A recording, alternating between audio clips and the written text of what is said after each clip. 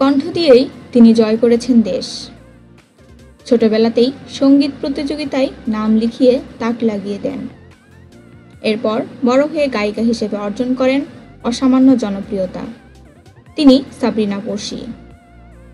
গানের বাইরেও অভিনয়ে নাম লিখিয়েছেন পড়শি। নিজের গানে তো বটেই, সিনেমায় পর্যন্ত দেখা গেছে তাকে। সুপারস্টার শাকিব খানের সঙ্গে মেন্টাল সিনেমায় অভিনয় করেছিলেন তিনি। গত ঈদেও কাজ করেন একটি নাটকে।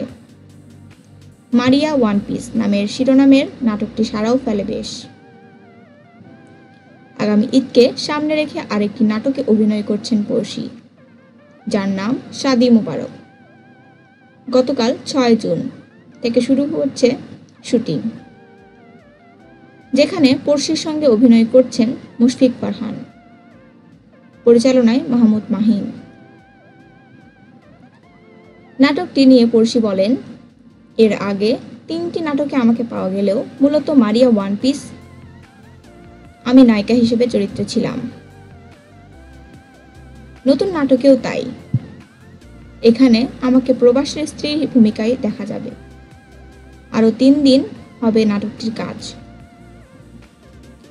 মুশফিক ফারহান বলেন, অ্যারেঞ্জ ম্যারেজের পরে রোমান্সের কিছু বিষয় দেখা যাবে। নাটকের শেষে একটি সচেতনমূলক বার্তাও থাকবে। এমন গল্প ও আমার উপস্থিতি দুটোই নতুনত্ব আছে। আমার বিশ্বাস ঈদে নাটকটি দেখে দর্শকদের ভালো লাগবে।